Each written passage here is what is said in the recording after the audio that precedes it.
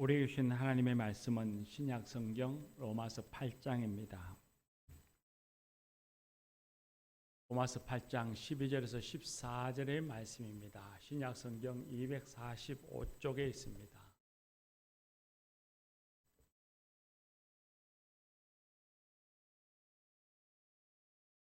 로마서 8장 12절에서 14절의 말씀입니다. 이것은 하나님의 말씀입니다. 이제 하나님의 말씀을 경청하겠습니다. 그러므로 형제들아, 우리가 빚진 자로 돼 육신에게 져서 육신대로 살 것이 아니니라. 내가 육신대로 살면 반드시 죽을 것이로되 영으로서 몸의 행실을 죽이면 살리니 무릇 하나님의 영으로 인도함을 받는 사람은 곧 하나님의 아들이라. 아멘. 이 말씀으로 하나님이 은혜 주실 줄 믿습니다. 할렐루야. 얼마 전 텔레비전 뉴스에서 나라의 빚이 1145조 원, 우리 개인이 지고 있는 가계의 빚은 1896조 원으로 국내 총생산 GDP보다도 더 많아졌다고 걱정하는 뉴스를 들었습니다. 경기부진으로 세금이 덜 거치면서 국고채 발행을 느린 탓이라고 하면서 빚지 않지만 벌리는 나라에는 미래가 없으니 사적생의 마음으로 이 빚을 갚아 나가야 한다 하는 그런 뉴스였습니다. 요즘은 부자의 개념이 많이 좀 달라져 있는 것 같습니다. 예전에는 부자라고 하면 얼마나 많은 돈을 갖고 있는가 하는 것에 의해서 부자의 기준을 잡았다면 요즘 금융산업이 발달하면서 부자는 얼마나 돈을 많이 운용할 수 있는가 하는 것에 의해서 기준을 정하는 것 같습니다. 그렇다 할지라도 나라이든 개인이든 경제적 빚을 진다는 것은 그리 썩 유쾌한 일은 아닙니다. 자랑할 일도 아닌 것은 분명합니다. 그렇게 빚을 지고 사는 것이 반가운 일은 아닌데 오늘 우리가 읽은 성경 말씀에 보면 바울 사도는 자신과 그리고 로마교회 교인들을 향해서 형제들아, 우리가 빚진 자들이다 그렇게 말합니다. 이건 자신과 로마 교인들만이 아니라 예수를 믿는 믿음의 모든 사람들이 다 빚진 자라는 말입니다. 그렇다면 오늘 저와 여러분들도 빚진 자, 채무자라는 말씀이죠. 그렇다면 도대체 우리는 누구에게 무엇을 빚졌다는 말씀일까요? 마태복음 18장에 보면 예수님께서 제자들에게 용서에 대해서 가르치면서 한 가지 비유를 말씀하셨습니다.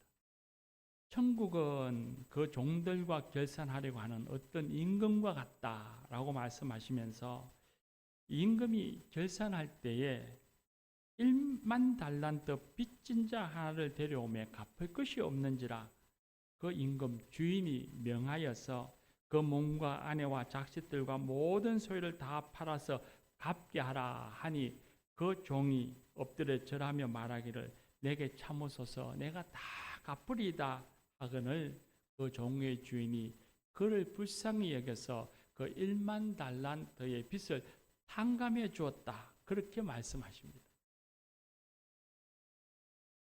주인이 탕감해 준 그 1만 달란트라고 하는 돈은 엄청난 돈입니다. 당시의 화폐로 한 데나리온이 당시 노동자의 하루 품삯입니다. 근데 한 달란트는 5천 데나리온입니다. 한 달란트를 벌기 위해서 노동자가 5천일을 14년을 일해야만 한 달란트를 벌 수 있습니다. 근데 1만 달란트라고 했으니 1만 달란트는 사람의 힘으로 벌어들일 수 없는 돈, 셀 수 없는 돈이라는 의미입니다. 자신의 목숨, 가족의 목숨을 다 바쳐도 갚을 수 없는 금액, 인간의 그 무엇으로도 세상의 그 어떤 것으로도 갚을 수 없는 금액인 겁니다.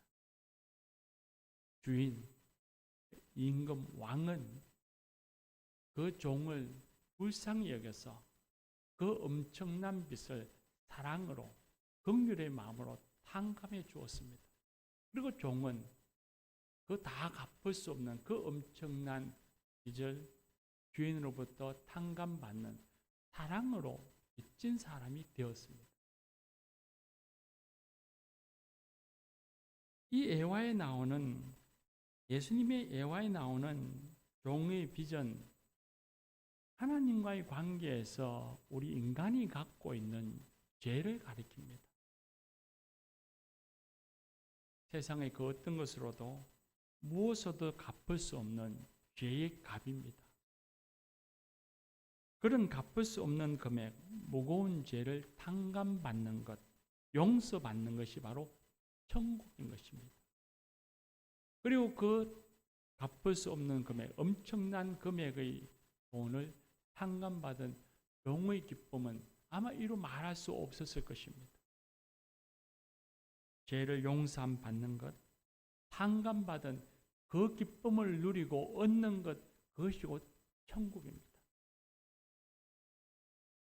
주인 되시는 하나님께서는 우리가 죄 용서함을 받고 천국을 얻고 천국을 누리며 살아가시기를 원하십니다. 따지고 보면 예수님의 비유에 나오는 종만이 아니라 저와 여러분도 다 빚지고 사는 사람들입니다.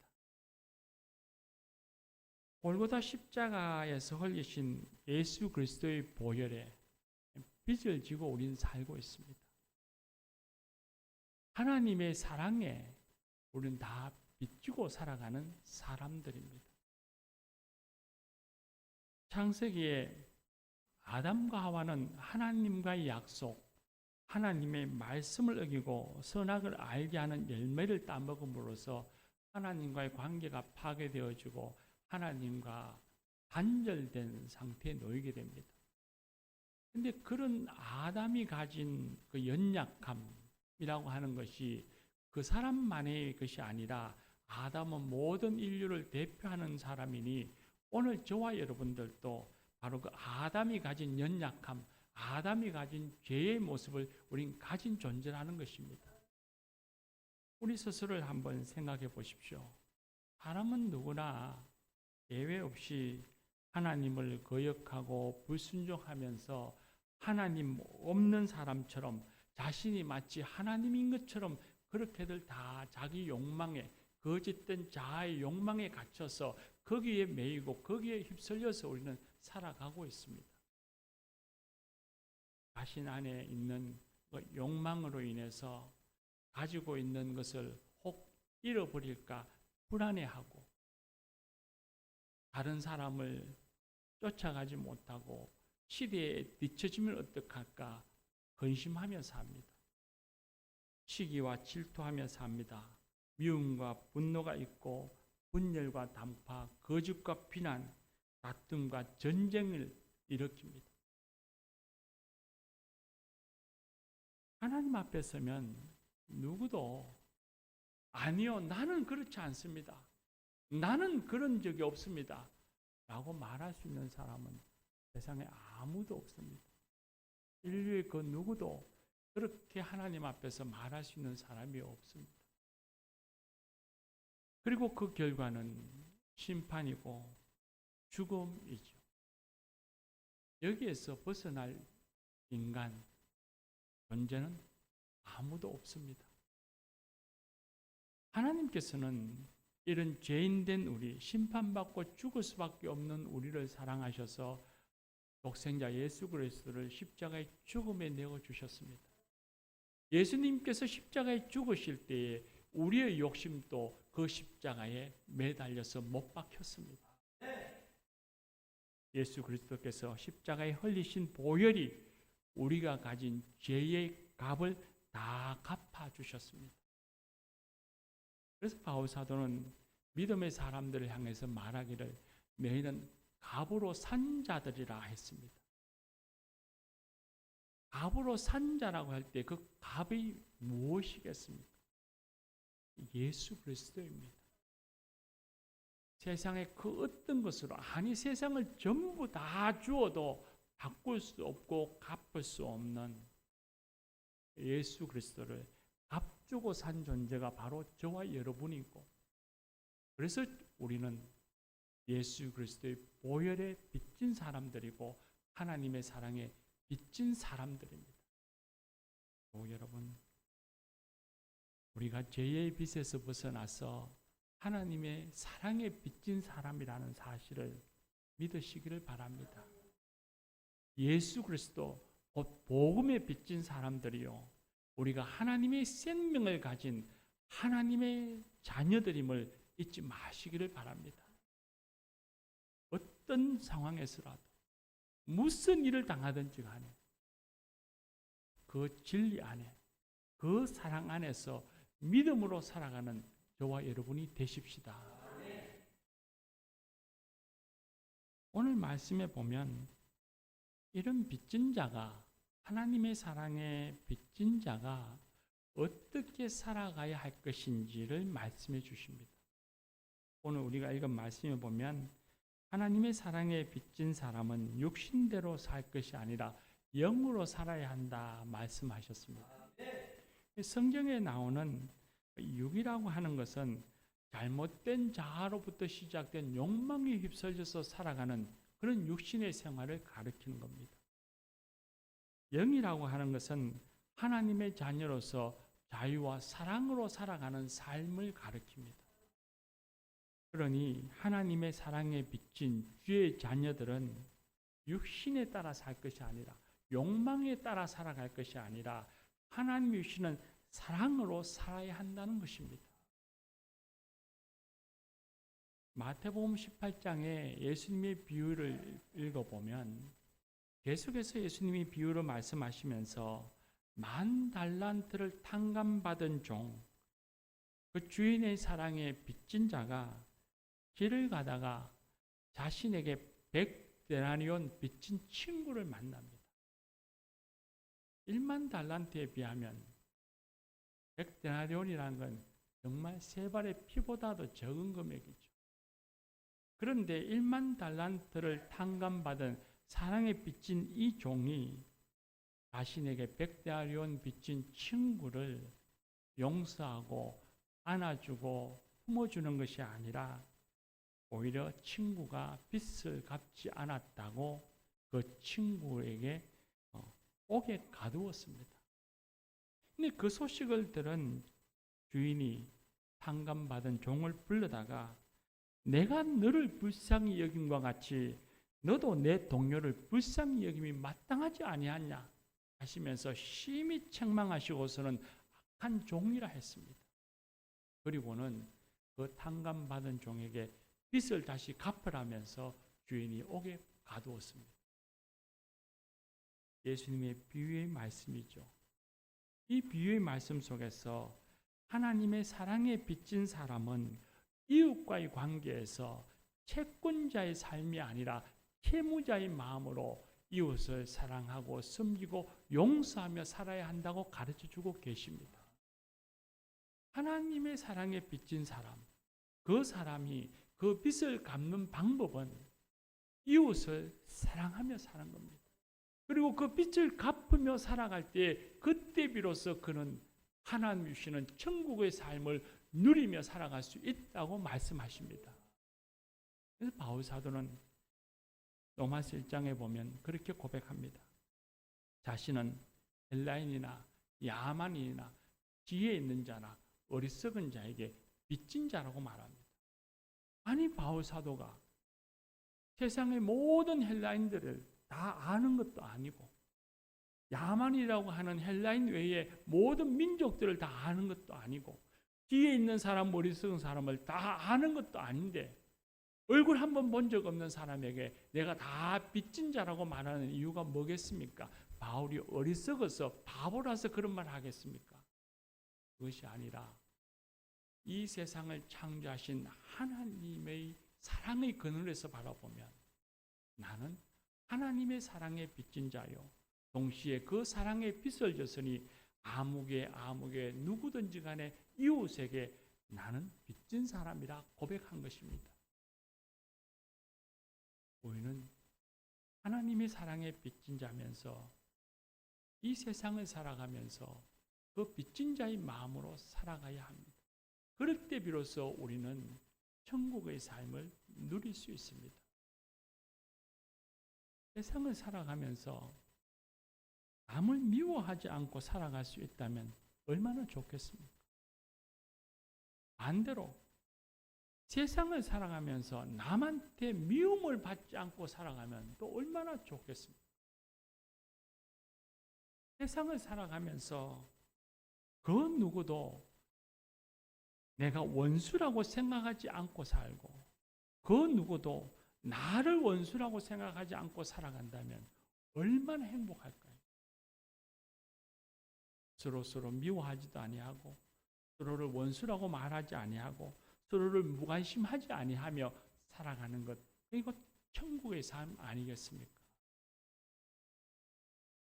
사랑에 빚진 그리스도인은 미워하고 원수 맺는 일이 비일비재한 이 세상 속에서 살아가면서 하나님의 사랑의 빚을 갚으며 살아야 합니다. 어떻게 갚느냐고요? 이웃을 사랑하고 섬기고 자신과 그들을 위해서 기도하고 그들의 잘못을 용서하고 더불어 함께 천국의 삶을 살아가도록 노력하며 사는 것입니다.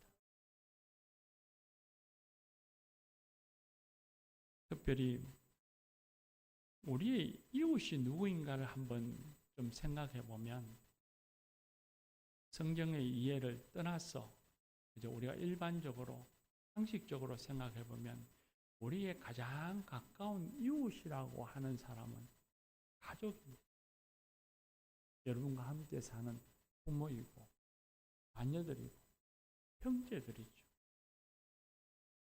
특별히 추석 한가위 연휴가 시작되어졌습니다.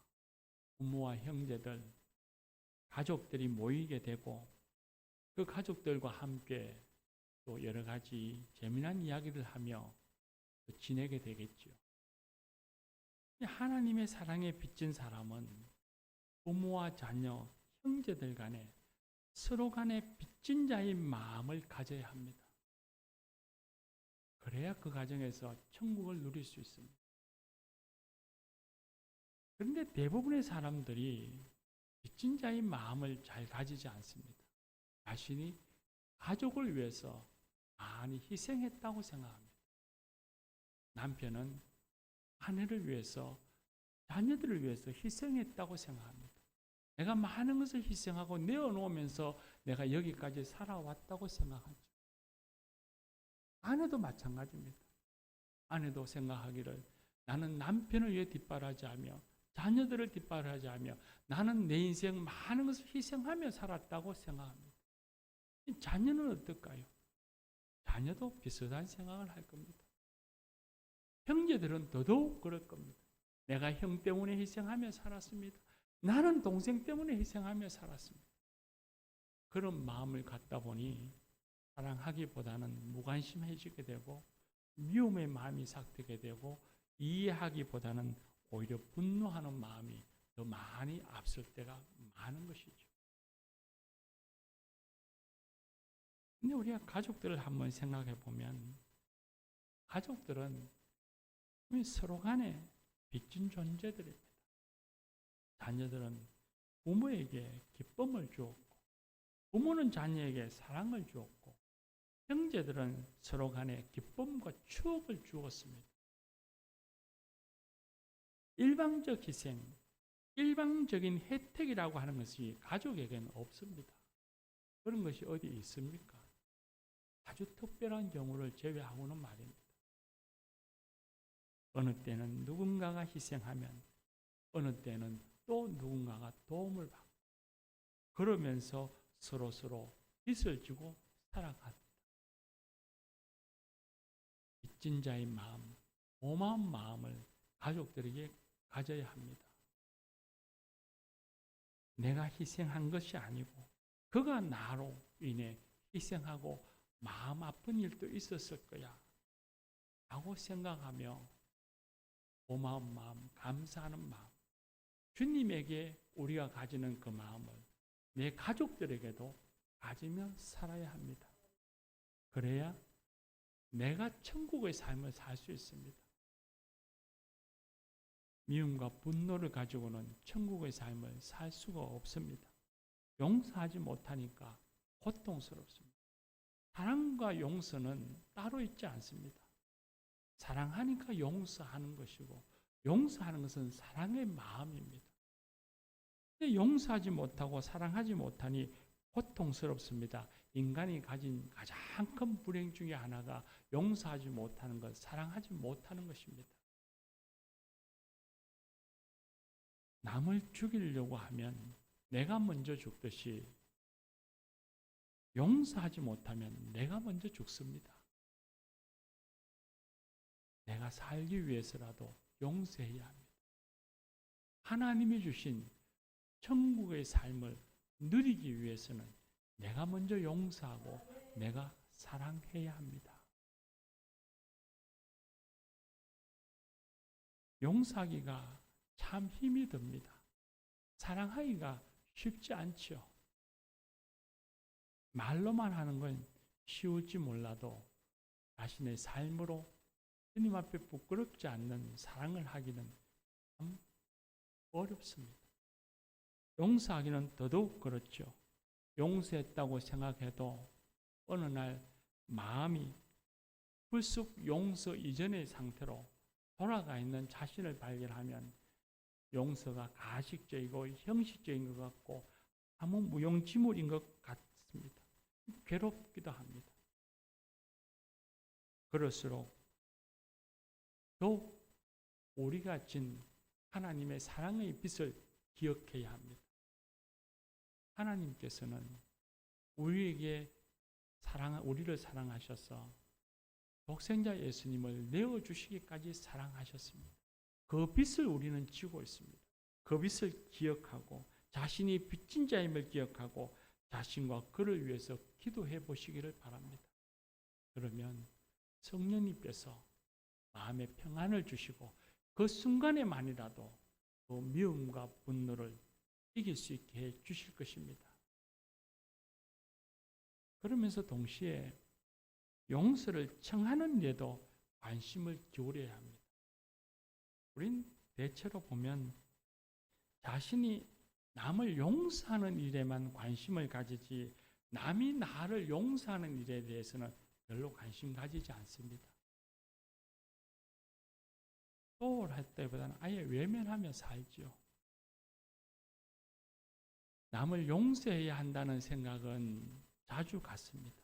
그런데 내가 용서받아야 한다는 생각을 별로 갖고 살지 않습니다. 그러다 보니 용서를 청해야 한다는 생각은 아예 더더욱 갖지 않고 살아갑니다.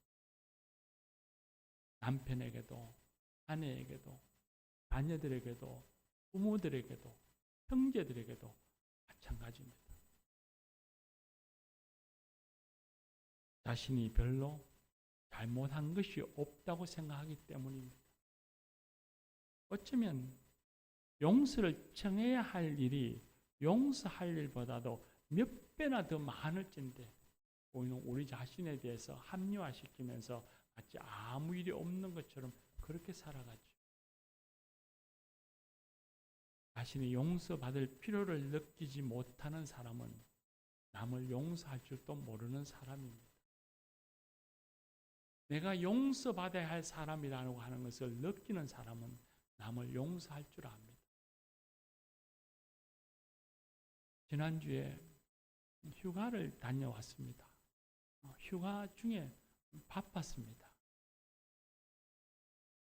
장인 장모님을 모시고 처남네 집으로 여행을 갔습니다. 어른들도 이제는 연세가 많이 드시고 몸이 불편하셔서 어쩌면 저와 함께하는 여행의 마지막일지도 모르겠다 하는 생각도 했고 또 어른들이 이제는 인생에서 집을 떠나는 여행은 어쩌면 마지막이 될 수도 있겠다 하는 생각에 장로님에게 휴가를 좀 길게 내어서 여행을 모시고 다녀왔습니다. 그리고 모교회를 찾아가서 목사님을 뵙고 우리 어머님을 위해서 기도해 주셔서 감사하다 인사하고 어머님 돌아가시면 천국 환송 예배를 좀 부탁드립니다 하고는 왔습니다. 그리고는 요양원에 계시는 어머님을 찾아뵈었습니다. 찾아뵙고는 자녀를 알아보질 못합니다. 그런데 어머니에게 어머니 사랑합니다.